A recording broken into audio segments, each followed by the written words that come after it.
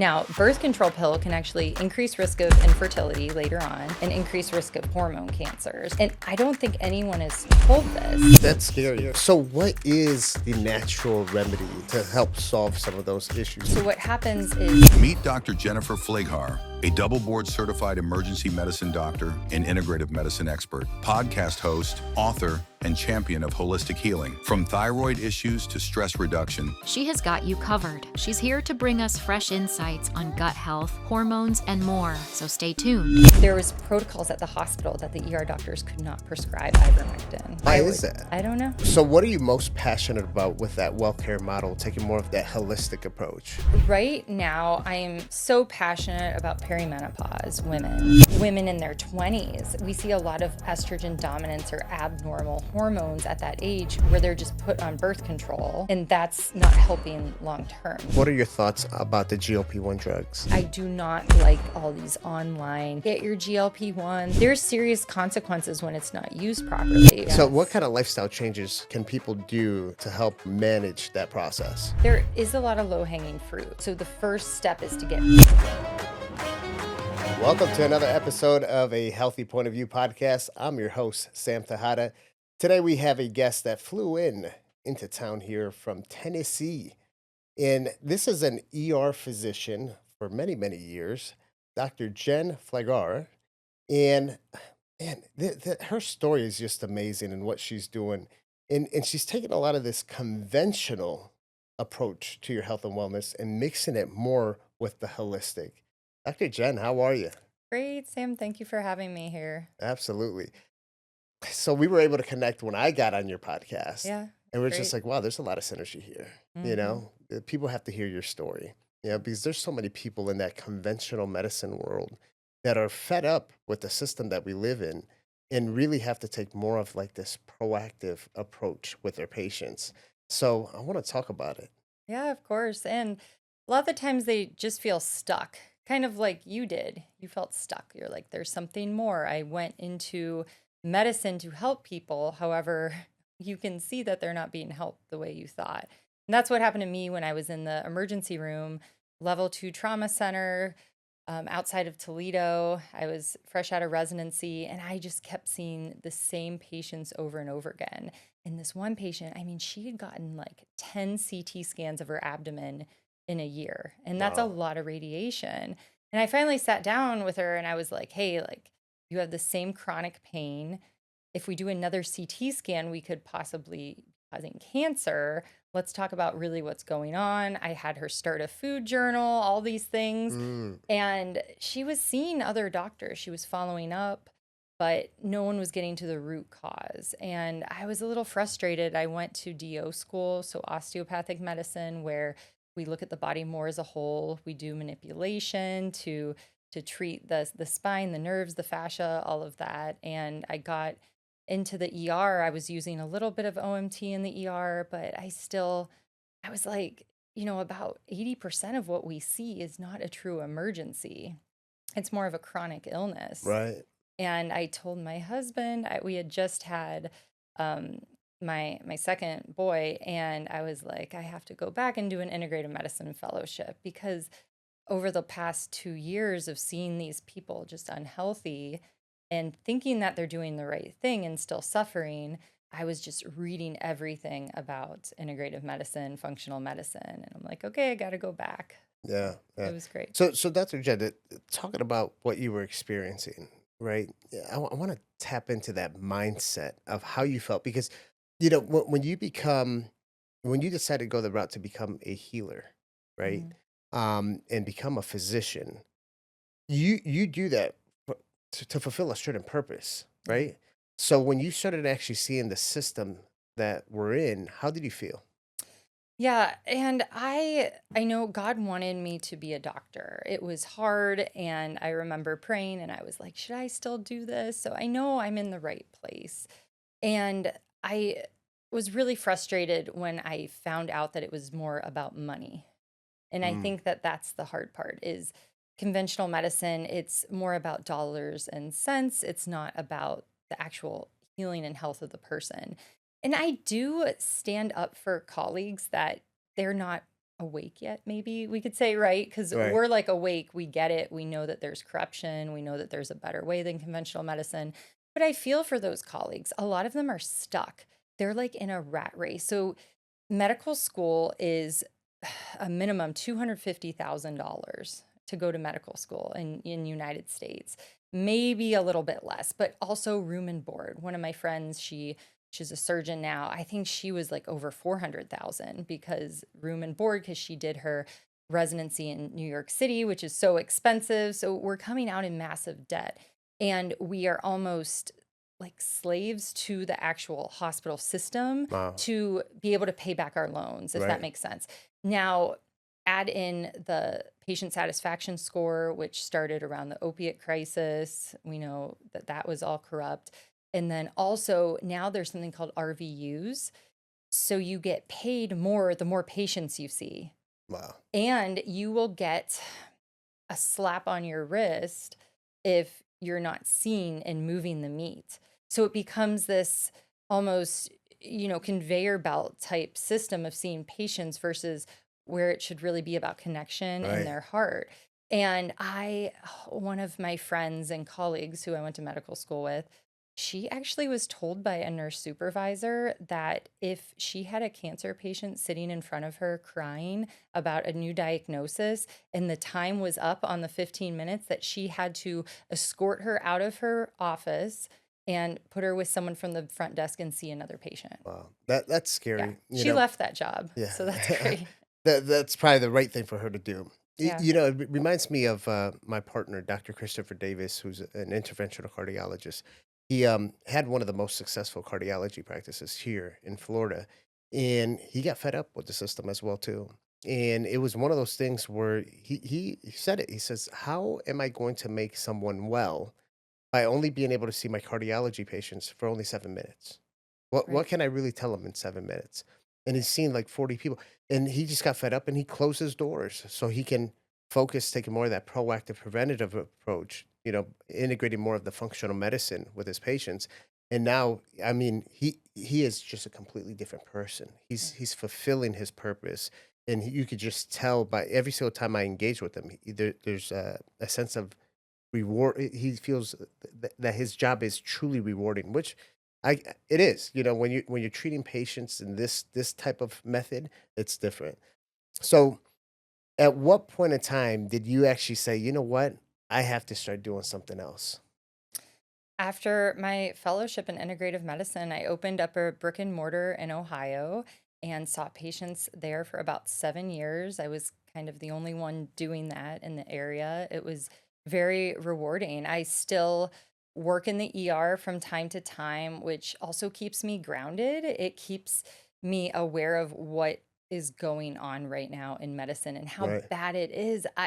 And I did work in the ER during COVID. Oh And wow. that was How was actually that? crazy.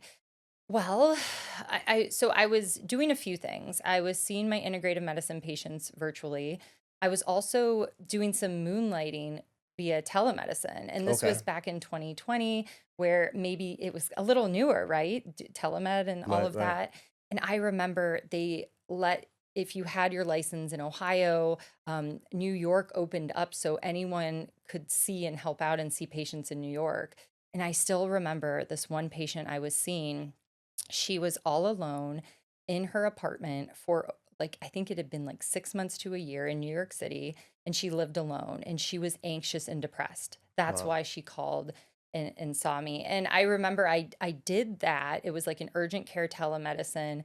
I remember I would do it on Christmas Day just for an hour. I would go up. I was at my parents' house in the room and just see patients for an hour to take the burden off of the ER, because then I was also working in the ER, and it was kind of weird. So there was some days where it was just overcrowded, but then most days there was like no one there. And hospitals actually lost money because people were scared to go in for the normal like earache or sore throat. Right. It was very odd.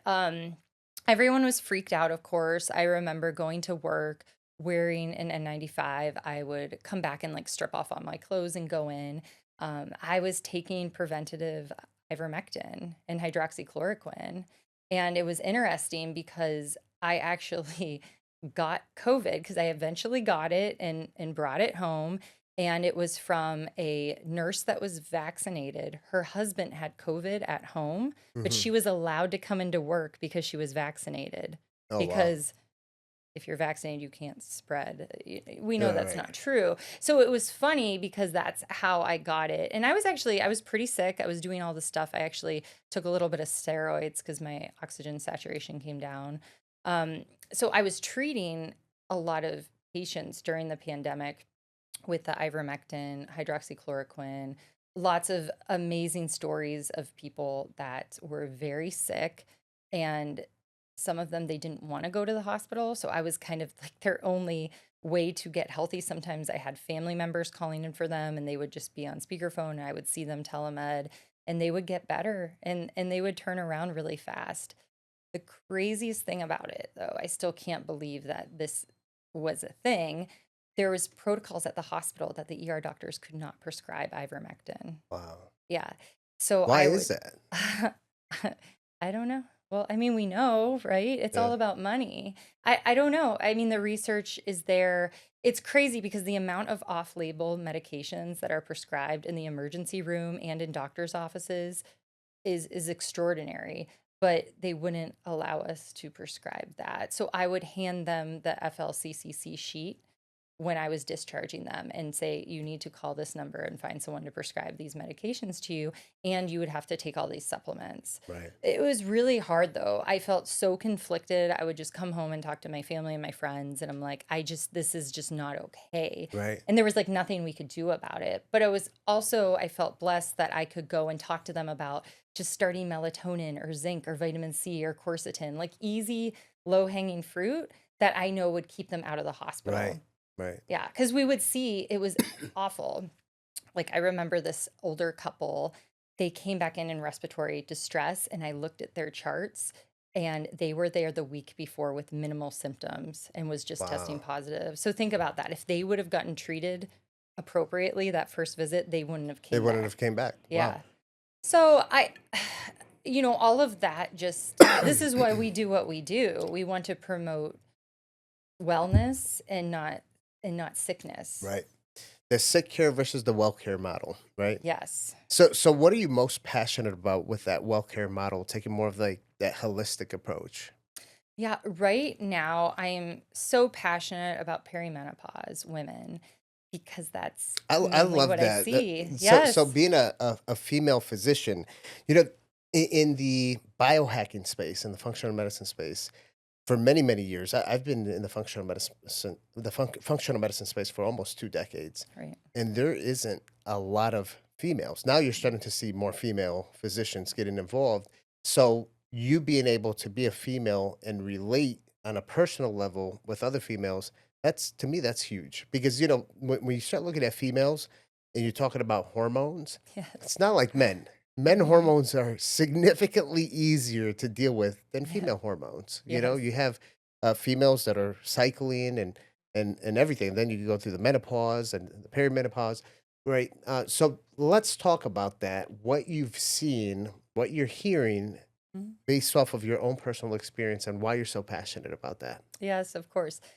Men have 24-hour cycle of hormones, right? This is why men are just easier. This is why they study men in publications like PubMed. If you look at the studies, it's going to be men, right? Because women, they have to regulate too where they're at in their cycle. Mm, So we have a 28-day cycle, a calendar, basically month, right. okay?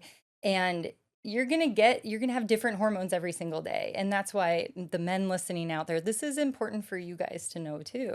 Because if you can understand what phase that your wife, spouse, girlfriend is in, then you're going to have just a lot more fun and less arguments. So we start out with the follicular phase, okay? And the follicular phase, you can kind of think of like a party, okay? So you're getting ready for a party.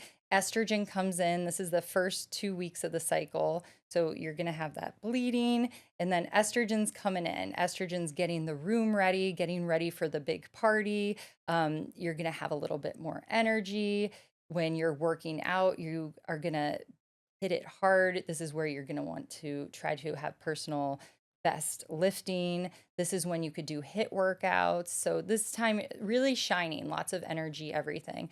And then you hit that ovulation. So that's the middle of the cycle, usually day 15. This is when testosterone comes in. So testosterone is going to maybe be the DJ at the party, come in.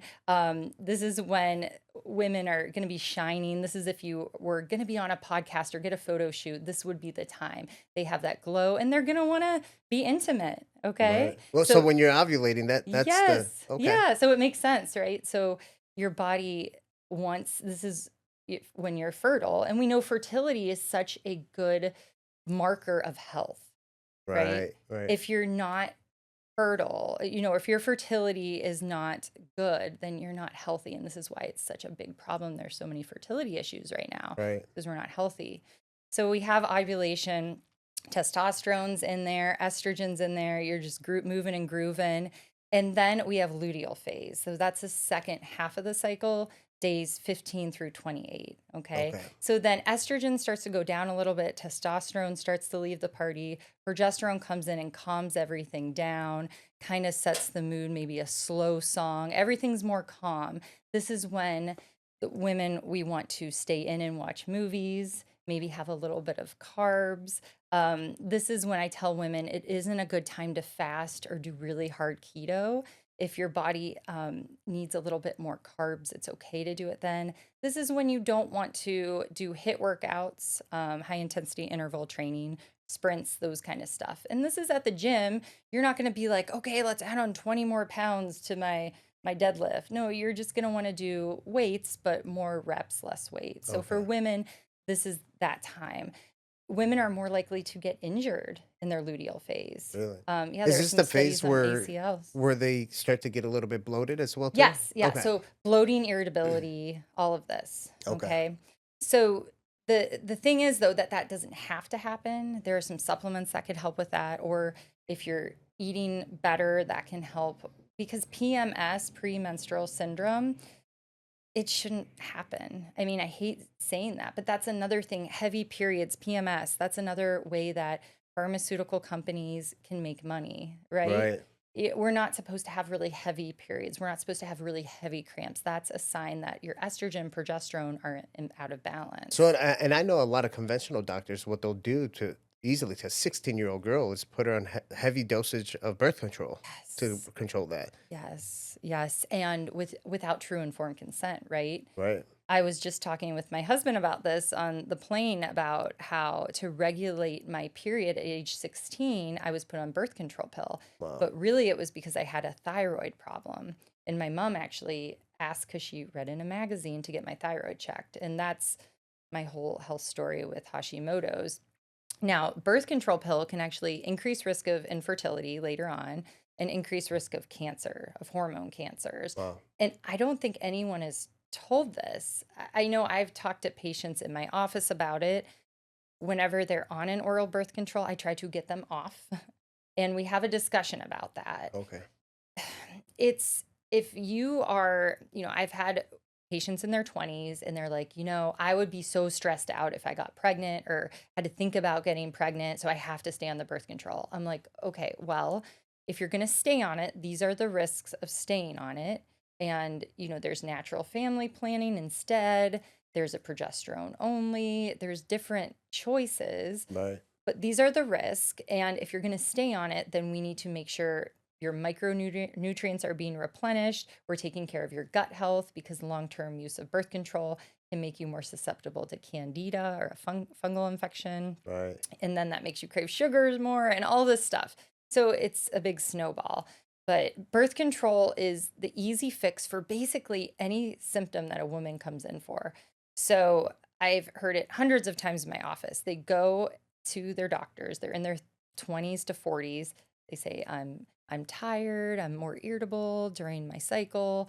Anything. They could say anything. And it's either let's put you on birth control or let's put you on an antidepressant. Wow. Yes. That's scary. So what is the natural remedy to help solve some of those issues, some of those symptoms? Well, first is awareness. So when we're looking at perimenopause and we think about these hormones and how they're changing. So what happens during perimenopause is our body, it's premenopause. Our body is in this cycle getting ready for menopause. So we're having less quality follicles or eggs come through to the uterus, okay? And our body adjusts to that. So what happens is when we don't have a really good follicle, then sometimes the body's like, oh, did we even get one? And then we have another surge of something called follicle stimulating hormone or FSH. So more estradiol or more estrogen is released. And then sometimes another egg comes out. That's why twins happen later on in life more. Mm, Sometimes that can happen. So we have these really erratic, like roller coaster release of estradiol. Okay. And this can really confuse women. Sometimes they can have a really heavy cycle when normally they don't.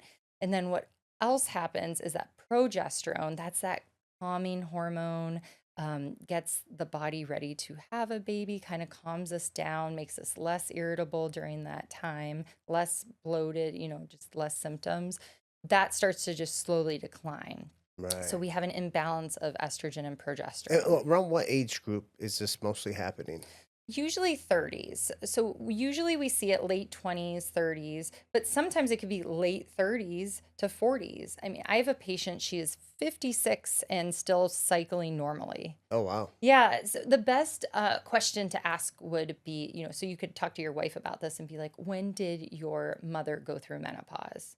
Okay. So, but different things can accelerate this, like stress, certain medications too. So Right.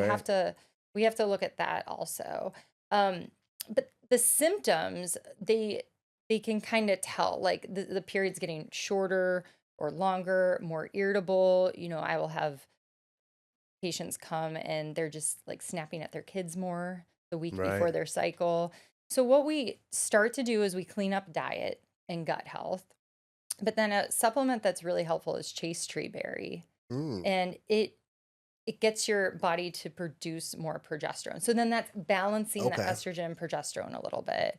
And then also liver health is good. So any supplements like milk thistle, artichoke leaf, things like that, inositol can help with liver health. Okay. And then that's helping clear the estrogen because our estrogens are cleared through our liver. So that can help even things out. And this can even be helpful to women in their 20s. We see a lot of estrogen dominance or abnormal hormones at that age where they're just put on birth control. Right.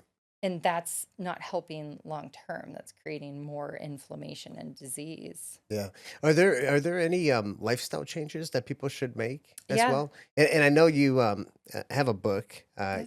Eat, Sleep, Move, Move, breathe. Breathe, Yes. right? Yes. So I know all of those, all four. When you Mhm. start, hearing that's all lifestyle, right? Yes. So what Yes. kind of lifestyle changes can people do to help manage that process? Yes, absolutely. Movement is really important. So walking at an incline is going to move the lymphatics, get everything flowing nice. If you have any constipation issues, movement is important for that too.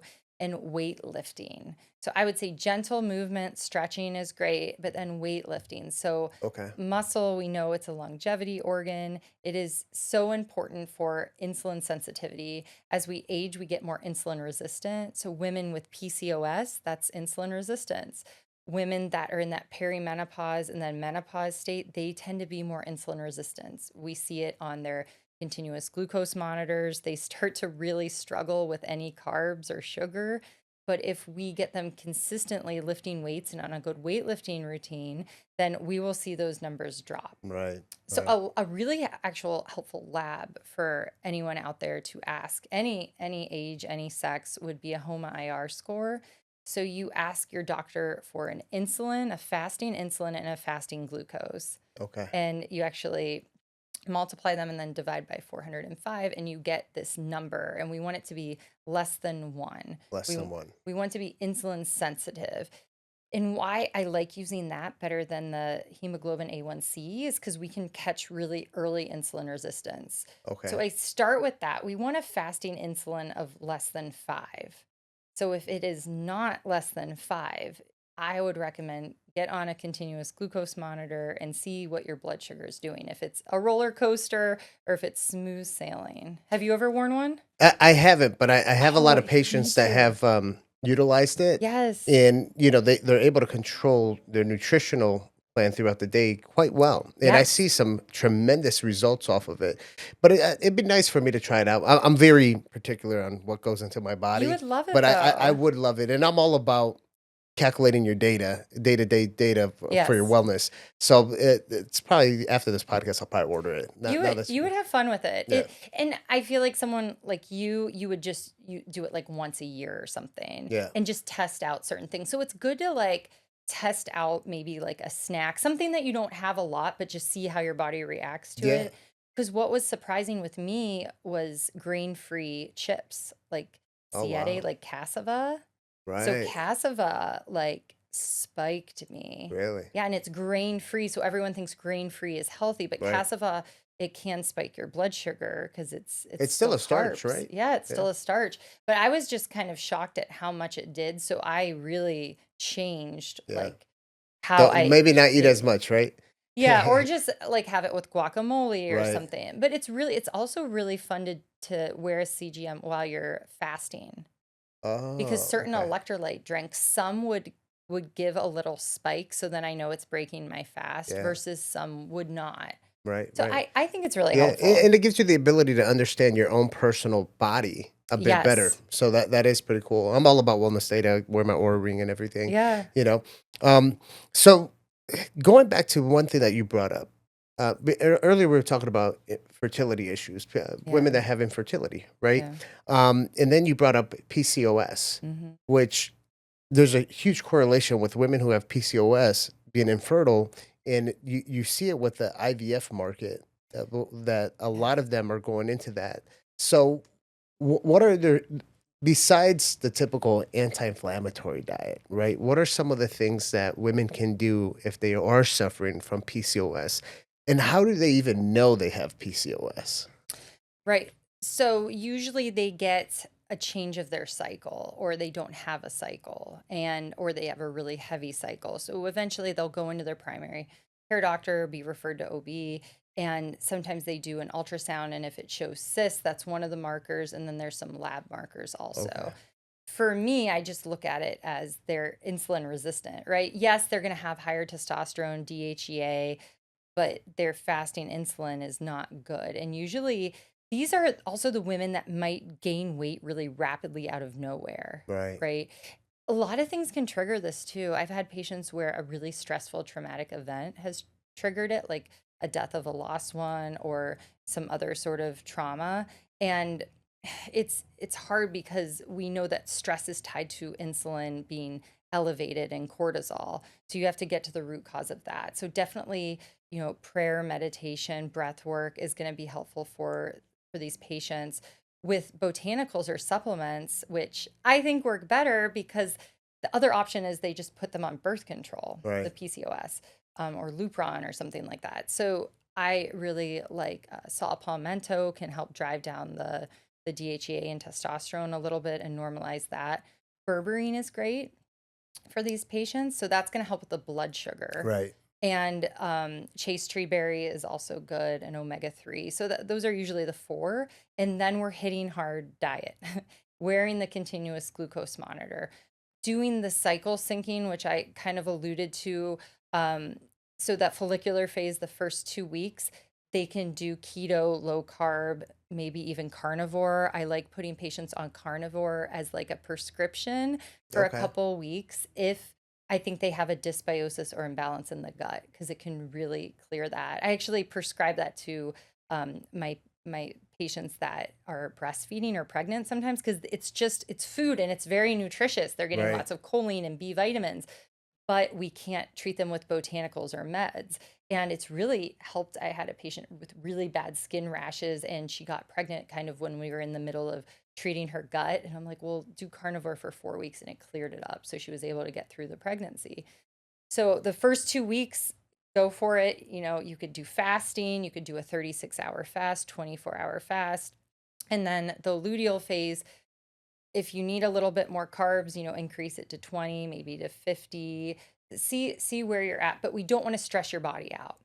I see this a lot in the functional community, is that patients are put on extremely crazy restrictive diet, elimination diets. I'm sure you've seen it too. Yeah, yeah, And then it's like, well, they're so stressed out on this diet that that's driving up their cortisol and hurting their gut health just as right. much. So it's like There has each to be an patient easy individual. medium there. Yeah, Yes, yes. And this is where you can't do this in a 7-minute visit. You need to know the patient. I have 30-minute appointments with my patients, and they're talking most of the time because right. I'm getting that feedback. They tell me what's Yeah, going you want to on. understand exactly what's going on, how they feel. And you mentioned, that stressful component. It's like, yes, eating this way is probably going to give you certain results, but if the process of eating this way is it's overly done where it's so stressful, now that stress is going to affect your hormones. There's going to be a hormone shift there, and it's going to work totally against it. Yes, especially for the women like in that perimenopause state or mothers. Mothers are juggling so much. I mean, I think this is the hard part for me and why I like to talk about this so much is we see everyone's perfect, social media, Instagram, these women that are home with their kids or they're working and their kids are going to school, they're comparing themselves to these women biohackers or Right. these social media people that's their job is to create these videos. And I'm like, I'm in there with you guys. Like I get it. Like I'm doing it with you. I'm doing the life with you. I know this is hard and you're struggling. And my heart like aches for those women, and I also feel like they're being spiritually attacked more. I feel like the enemy, the devil, can feel that weakness because it happens postpartum to women too. Right. Postpartum anxiety and depression. Wow. It's like when that hormone changes come in, when we're more vulnerable as women, like that's, I feel like when they get attacked more spiritually. So I also speak with my patients and on my social media and stuff about how to protect yourself from spiritual warfare and Right. using prayer and, you know, making sure you're really relying on Jesus, and that's part of their health plan because we know if we read the Bible, I mean, our health is spiritual Yeah, too. yeah. I mean, listen, in the Bible says your body is the temple of God, right? So it's very important to have that connection and have that understanding, you know. Um, so for people that are not spiritual, right, or have not dabbled into religion, what would be the step for them to be able to accept something like that into their life? That's a great question. I would say pick up the Bible, and go to a church. I think it's tough too because there is church hurt and we live in a broken world and not just because someone is at a church or a pastor or something doesn't we don't know their heart, only God does. So there is church hurt. So people do get burned. So we need to, make sure that we are looking at the Bible and not religion or Right. church that we're reading. There's the Bible recap. Have you heard of that? Where you go through the Bible in a year? I've heard of that. Yes. I haven't heard the terminology of the Bible recap, but I've heard about going through Yeah. it within a year. Maybe that's what it That's is. one of the ones I listen to. There's a Okay. bunch of different ones, but Yeah, it's great because she breaks it down every that's day. pretty cool. So that, like maybe with a group of friends and, or joining a book club or something where you read a book that is spiritually fulfilling, right? So, I mean, the only books I read are nonfiction, science, nerdy stuff, of course, The and good stuff. PubMed studies. Yeah. Yes, and I could do that all day. But I also, the last 3 years, I read a couple of good spiritual books and not new age spiritual because I've been there, done that, and that only brought dark into my life. And that was a hard part of being into integrative and functional medicine is there's a lot of new age. And when I mean new age, this is yoga, crystals, Reiki, um, meditation, emptying your mind, which we're not told to do that in the Bible. We're told to, renew our mind with the word. So I think that is a hard spot and I like to talk about that too because I got sucked into it. I was in my fellowship in integrative medicine and I had practiced yoga casually. And I'm like, oh my gosh, I'm going to be a yoga instructor and have a yoga studio attached to my integrative office. And unfortunately, my eyes were not set upon Jesus anymore. They were set upon, I don't know, like meditation, yoga, and new age, right? And that really got me off course. That can become very scary. Yeah. I feel like you have to have a very strong mindset about your connection with Jesus in Christianity, where I don't necessarily think you have to eliminate, this crystals and some of these things that are out there that are natural to this earth, but understand that they're here because of Yeah, like they Jesus, they right? can't heal, Right. right? Like don't put healing power in a crystal. Like it's just Jesus is the only one that can heal. Right. I just think it's tricky because I was asking Christians if it was okay. And it's not. But they were saying some of them were saying it was, Right. right? But we can all be deceived. But I also love it because it's part of my testimony now that Yeah.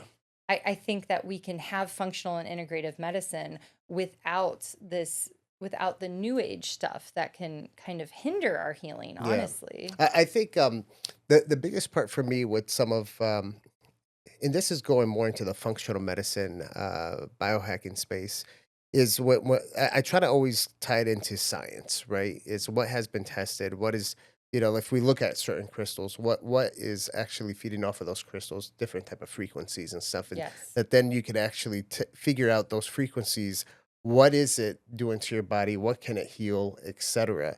Right? But understand that it's more of a tool. It should not become your spirituality, and it should not become your religion. Yes. It's almost like, Yeah.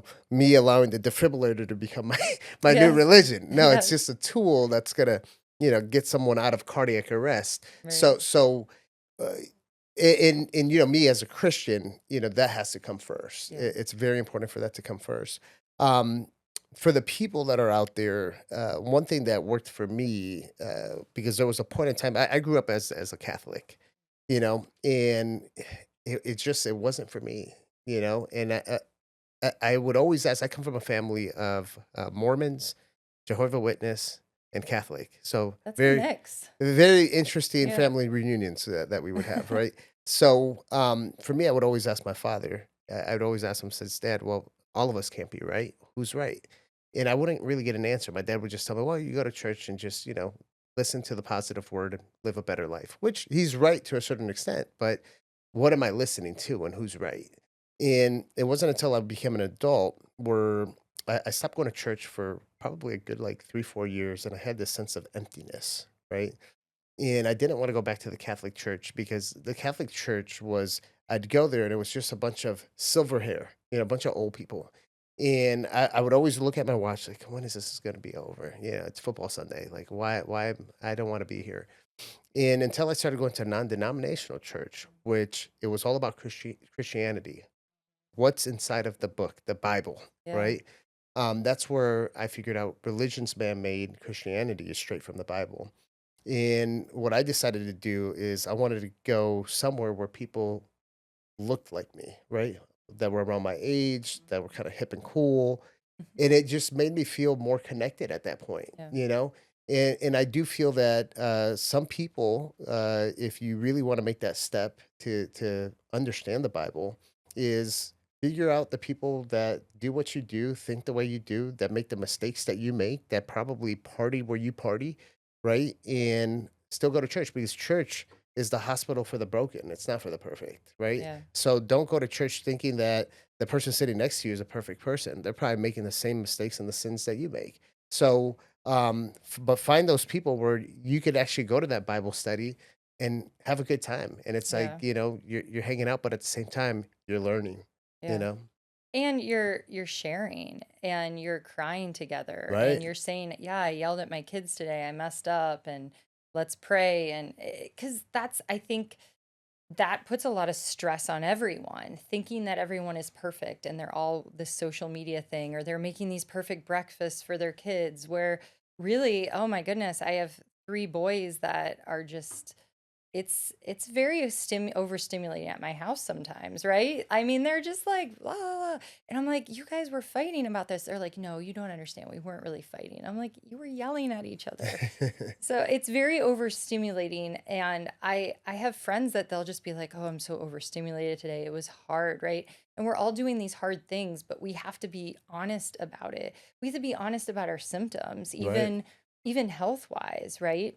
If we're not honest, like about like, oh, my stomach's bloated and or I have bad gas or something like that. If we're not sharing that because we're embarrassed or we want to look good, we're not going to get to the root cause and find true healing. That's true. It's hard. It's hard nowadays. I love technology because it brings us closer, but then sometimes it like distances us more. So Do you feel that a lot of patients, specifically, your time in the conventional side of medicine, where a lot of patients didn't even bring up a lot of their symptoms because they just kind of accepted it as like this is part of the aging process? absolutely. So a few things is I forget they did a study, but I think it's like within 3 seconds of a patient talking, the doctor interrupts them. Mm, So you would come in and just, hey, what's going on? And they start to talk, and then the doctor interrupts them. And I learned very early on that I just would sit there and listen and let them finish. And then I would ask questions, especially in the ER, like, right, oh, right, where's your chest pain? Is it radiating? Right? All of that. But if you just let someone talk, they will tell you. And yes, to be in the medical field, as we both were the conventional medicine, you have to ask specific questions to make sure they are, you're getting the right info because right, they might not think it's important. But then I also think that there is this thing where, yes, it's normalized, right? Having reflux or GERD or burning in the throat, having bloating, all of that is normalized. I, I I'll never forget. My daughter had a friend over and she had a headache, and she's like, Anna comes down. She's like, did you? She's asking if we have any Tylenol, and I don't know what to tell her because we don't have that in our house. So I told her, I'm like, we have some magnesium. If you want to try that, just text your mom first and ask if it's okay. It's a supplement. So we gave her some magnesium and it helped, and her headache went away, right? Amazing. But yeah, but like we're weird because of that. But I felt like saying to her, your headache it's a symptom. We shouldn't normalize getting headaches and then taking Tylenol or Motrin for it. Right. That is not normal. So I absolutely think that some people just accept it, or they accept the fact that they need to be on medications forever. I mean, I had one patient, she grew up in Florida actually, and she lived in Ohio, and she had a chronic headache. And I'm like, like you lived in Florida, you lived right on the coast. There was probably mold in your home. Let's check mycotoxin mold testing. So if we have black mold and we're exposed to it, sometimes it can just live in our gut and then Right. continue to produce these mycotoxins and cause problems. She did have mycotoxins. We treated her with botanicals, and she only gets headaches like one every few months now. Wow. She had headaches every single day and was told by doctors, and she was actually a nurse. She was told that it was normal. Wow. And this is where we go back to like, we're beautifully and wonderfully made. Like God would not give us symptoms, right? Like we wouldn't just be walking around with these symptoms. It's because something's off or something's wrong. Now, say you have a newborn and you're not sleeping well and something like that, and you're tired and fatigued yes, that's a stage. But if this is something that you don't have an answer for, like, say you ate bad food the night before, it spoiled meat, and then you have a stomach ache, that makes sense. But I'm talking about like people have chronic pain, Right. and it's like, oh, this is another cool story.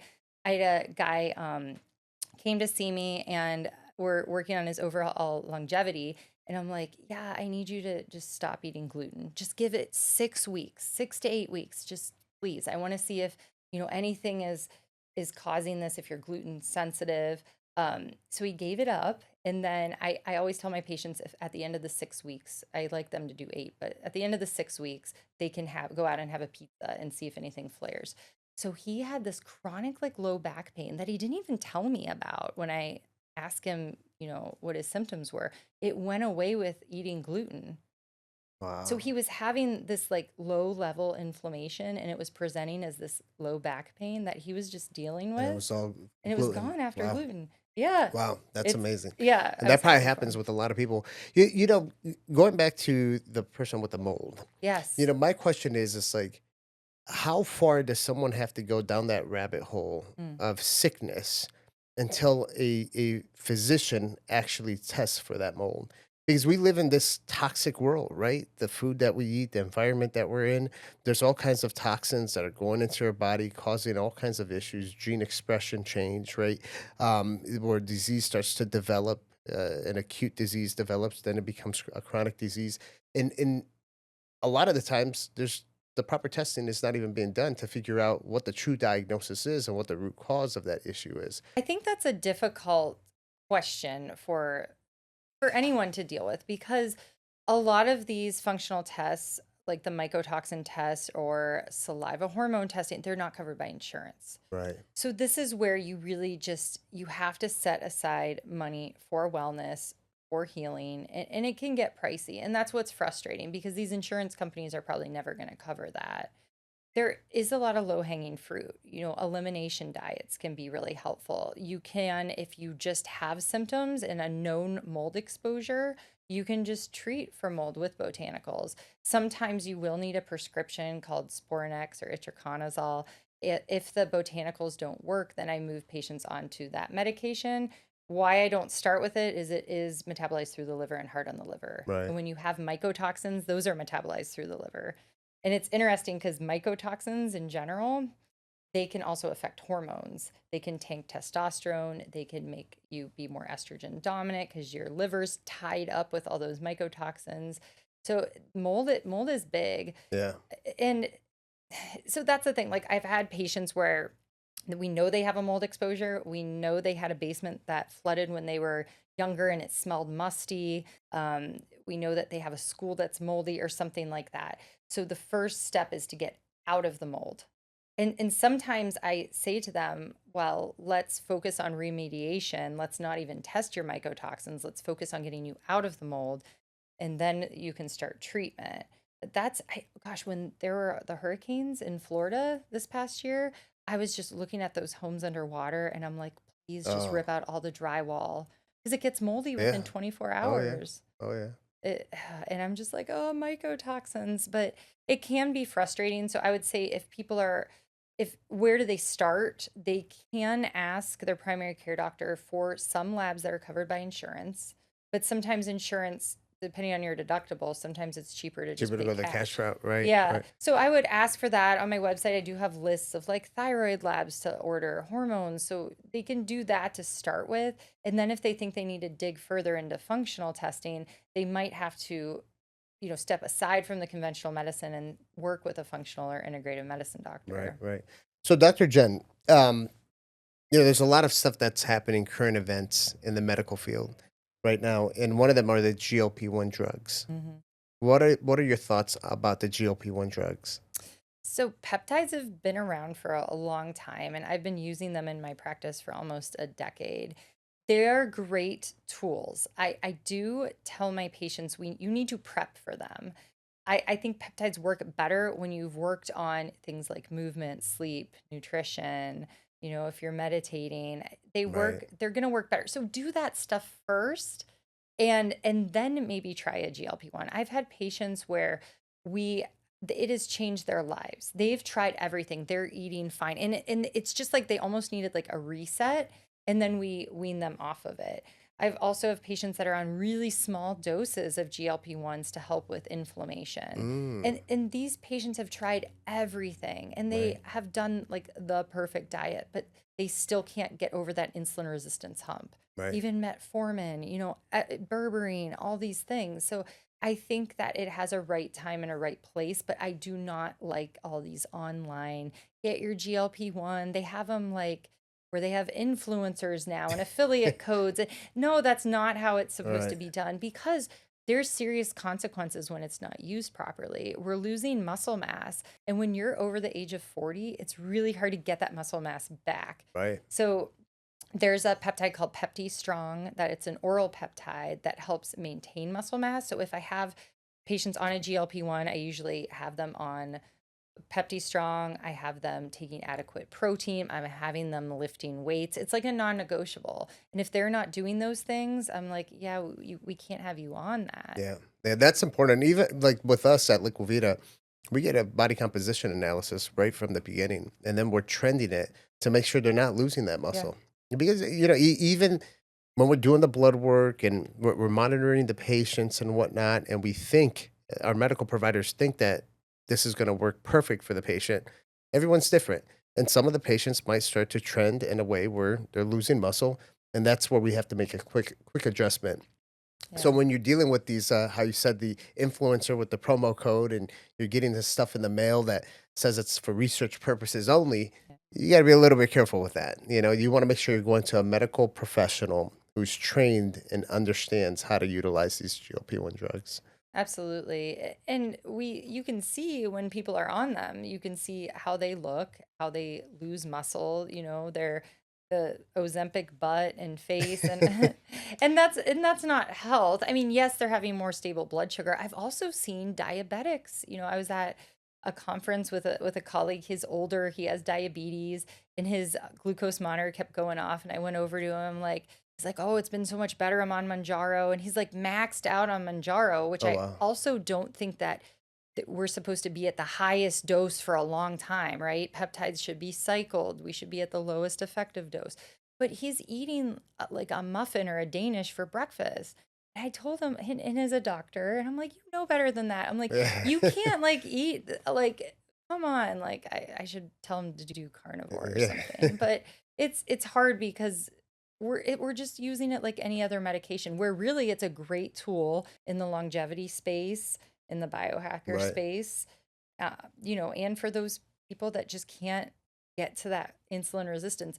But I have patients and I'm like, yeah, you still have to work on your trauma. You still have to work on your autonomic system, Yeah. and you're in fight or flight all the time. And right when you get off the GLP-1, that's still going to be there. Right. No, you So, said it very well. It's a tool. It shouldn't be used as a crutch. yeah, It should be a tool for your weight loss, right. journey. So, Doc, right now, there's a big movement that's going on. Make America healthy again. What are your thoughts about that? Oh, I love it. I feel heard. I mean, I was talking with a friend about this. Is there's been so many of us, so many moms, the crunchy moms, all of that. And, for the last like 2 decades, we've just been grassroots talking about this. I mean, if you mentioned probiotics 20 years ago, people would look at you like you were weird. So I think that, and raw milk, and all of this, it's beautiful that it's getting attention. Right. And I think that's what is important, because we are the sickest country. Our kids have chronic illness. So if we can vote with our dollar, and if more mothers hear about this who are buying the groceries and they pick the healthier groceries, and all of that, we can make change. There's a lot of corruption. I mean, we talked about that with medicine. Oh, yeah. So I'm really happy it's getting the attention. Did you I'm here think, for it. did you ever think in your career as a physician that this would actually be happening? No, I mean, when RFK Jr. got actual acceptance and, sworn in, I was like, this is amazing. Yeah. I see a lot of injured patients, and that they will have like a voice, and it will just be recognized that they got injured from a medication that isn't even, there aren't really a lot of data on a lot of these things that are going into our kids and the older Right. adults. So that is like my patient population, because they see me after I have a patient now that was injured by, I think Pfizer, and he had been to 20 doctors, including Cleveland Clinic, and he was going downhill. And they said that there was nothing he could do. I just saw him this week, and he's steady now. So I want to get him on a few more peptides to get him back to normal. But the fact that they're just told that, no, we just don't know why this happened. And we're like, Mm. no, we know why. Certain medications, we know they have side effects. Right. So I think that him speaking for those that have not had a voice and they've been just pushed aside, because if pharmaceutical companies aren't liable, well, those patients aren't going to be heard. Right. Yeah. Yeah. No, that's absolutely true. So, Dr. Jen, You recently moved to Yes, Tennessee. crazy. What's the next big thing for you? Yes, so we moved from Ohio to Tennessee, and now I feel like I'm on vacation every day. We're outside of Nashville. Yeah, it's beautiful. And I will be coming out with a book this spring Oh, on that's exciting. perimenopause. So if you go to my website, Healthy by Dr. Jen, I will have all that information. And I just really want to help women out there. And this book is for men too, to understand women and how they can support them in that transition. Right, for perimenopause. That's Yeah. exciting. That's Yeah. exciting.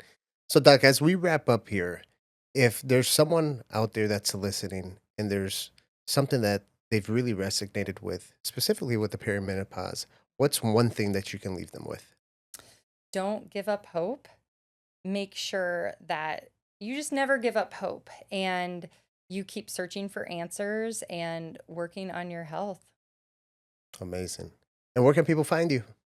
I am on Instagram. That's how we met, Integrative Doctor Mom. And you can check out my website, Healthy by Dr. Jen. Awesome. Dr. Jenna, it was a pleasure to have you on the So podcast. much fun. Thank you. Thank you. Guys, thank you for watching another episode of a Healthy Point of View podcast. Again, I'm your host, Sam Tejada. Make sure you like, subscribe, share this with all your friends, leave the comments, follow Dr. Jen. All the links are going to be down below, and we'll see you for the next one.